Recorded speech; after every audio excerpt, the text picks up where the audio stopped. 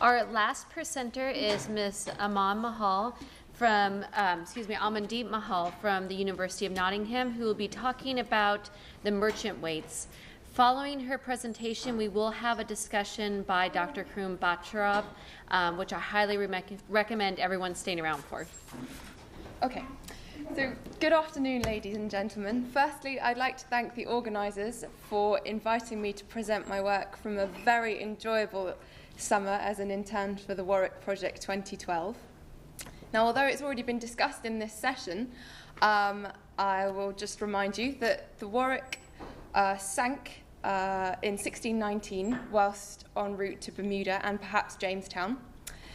It sank in a hurricane while at anchorage in Castle Harbour, and the ship was carrying the new governor of Bermuda, the additional settlers, their possessions and tools. So to begin with, I will talk about the origins of weights, their subsequent development into systems, and then their role in trade, and then I'll focus specifically on the Warwick weights. So when a standard of weight was developed for the first time, it had to be something that was easily obtainable from the surrounding environment, and something that was almost uniform in weight. In the Mediterranean and the Near East, weights were made of seeds, the seeds of the licorice and the carob plants, as illustrated in the top diagram. These seeds were then used as templates, and stone weights were then manufactured. Now, for something more precious, for example, gold or semi-precious stones or gems, something lighter was needed, and so hematite and nephrite were used. In Britain, the standard of weights were heavily influenced by trade with Europe, even though the Romans had already implemented their own system. The basis of this standardization took 1 grain of wheat to be its smallest measurement, and soon this became used in all subsequent weight systems. By the 14th century, there were several specialized weight systems in place, and in 1340, Edward III called for a standardization of weights across the entire country. He believed that there should be one set of weights that had been approved by the Crown for use in each county. Now, the weight systems in place during the 14th century included the avoir du poids system, originally developed for wool, the Hanseatic League, which was a weight system developed by a number of Northern European guilds, and the Tower Pound, which was most commonly used in everyday life in England. Moving on to the 17th century, in Britain, the 3 main weight systems were the avoir du poids system, the apothecary system, and the troy system. The standard measurement of each of these systems was the pound. Each pound is made up of a certain number of grains, and the earliest version of the avoir du poids system was made up of the following units: so a pound, a stone, wool sacks, and ounces. 1 pound in the avoir du poids system is roughly the equivalent of 454 grams today, which I will come back to later in this lecture. Now, although pounds were divided into these 4 measurements, they were all either multiples or fractions of that singular pound. At times, in Britain, due to their foreign trade, there were at least 6 separate pound measurements. 1 for testing coins, which was the Tower Pound, another for testing wool, very aptly named the Wool Pound, another for testing gold and silver, the Troy Pound, as well as 3 others for weighing ordinary goods. Now, as I'm sure you can appreciate, this became very confusing, not only for the merchants, but for the general public. And so Elizabeth I decided that there ought to be 1 pound measurement for all normal goods and a separate pound measurement used for semi-precious stones and other precious items, for example, gold. Elizabeth I used the avoir du poids system as the system used for the weighing of everyday goods, and the troy system for the weighing of precious items. Both of these systems are still in use today, as is the apothecary system, and they all form the basis of measurements. The apothecary system is very similar to the troy, it just deals in slightly smaller quantities.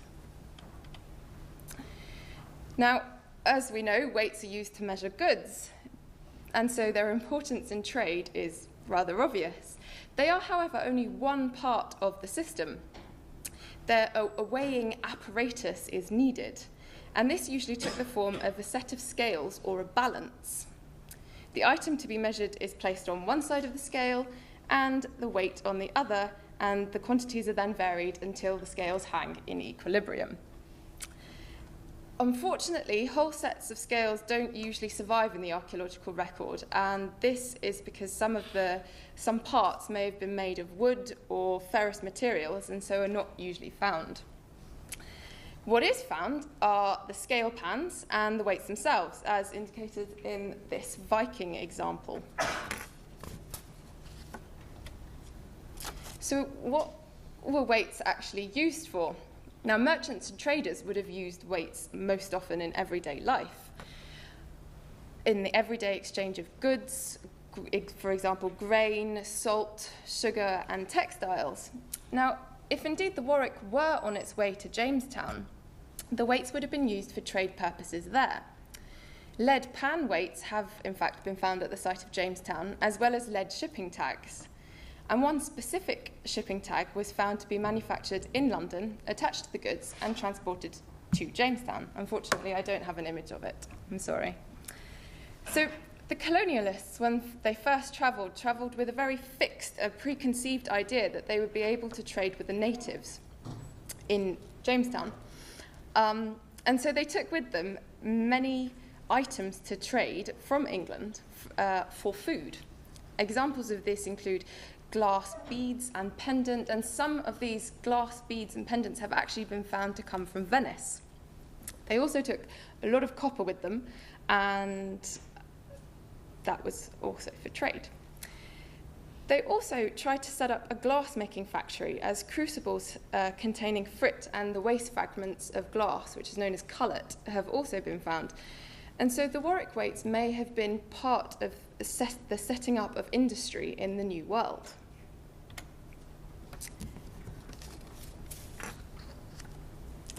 When weights have been found in Britain, it's very interesting to note the markings that have been found on them.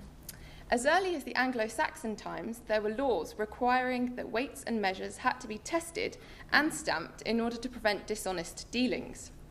The crown over a reigning monarch's initial was often used as a mark of approval. However, local civic marks have also been found on the weights, as well as the maker's marks. And the images I've included on this scale are examples of civic marks that have been found on some weights.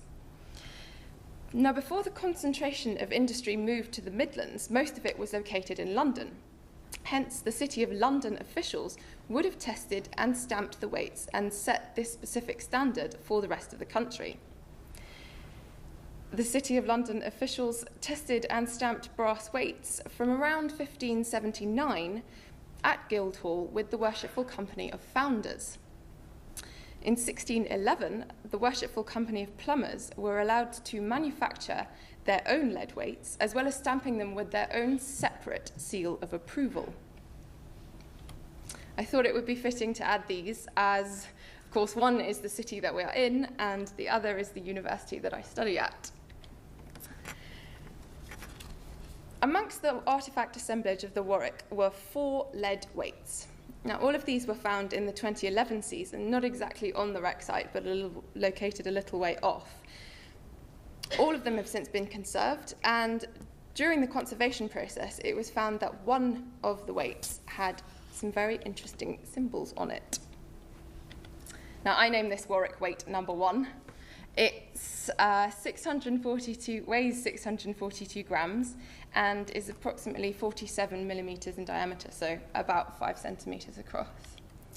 I name this one Warwick weight number 2. It's 1,358 grams and is a little larger at about 71 millimeters in diameter. This is Warwick weight number 3, which is 1,465 grams, which is in fact the heaviest Warwick weight and is the equivalent of 1.5 bags of icing sugar. This is Warwick weight number 4, which, as you can see, is the weight which has the very interesting symbols. Now, as I mentioned before, 1 pound in the avoir du poids system is the equivalent of 454 grams today. So perhaps this gives us a hint that this weight would have been used in the weighing of everyday items in either Bermuda or Jamestown. And it's a very tentative conclusion. Now, symbols on weights enable us to find out more about the weights themselves. And so to that effect, I shall focus a little more on the symbols themselves. So this is the crown over the eye of James I. This was his symbol. He was James I of England and 6th of Scotland, who reigned from 1603 to 1625. This is the dagger of St. Paul, which is the symbol of the London Guildhall and would have been used to show that the weight has been approved. And this, although it's not a very clear image, is in fact the angels and scales. Because that wasn't a very good depiction, I've included a more of an idealized version of it here. Now, the angel is in fact the Archangel St. Michael, who is holding a set of scales in his left hand and a sword in his right. And this is the symbol of the Plumbers Company. The reason the Plumbers Company use the Archangel St. Michael is because the company's church was located at St. Michael's, the church was St. Michael's, Crooked Lane in London around 1336. Now, unfortunately, the church was destroyed in the 1830s to make way for the new London Bridge. However, the Plumbers Company did not change their symbol. So, the fact that the image is on the stamp, is on the weight tells us that this is the maker's mark and that the Plumbers Company would have manufactured the lead weights. The Plumbers Company is one of 77 surviving companies in London, and other examples include the Worshipful Company of Drapers, Goldsmiths, and Merchant Tailors. The Guild of Plumbers was approved by the Court of Edward III in 1365. However, it was not until the 17th century, in 1611, that the company was granted its charter, and this is what the Plumbers Company like to call their crowning moment. This allowed them to control lead weights through assaying all the weights within a 3-mile radius of London. They tested and inspected the stamps and then stamped them to indicate that the weight had been approved and that it was allowed, it was the correct weight. Now, what's interesting and why the Warwick weights are so significant is that these are the first examples that we actually have of this process.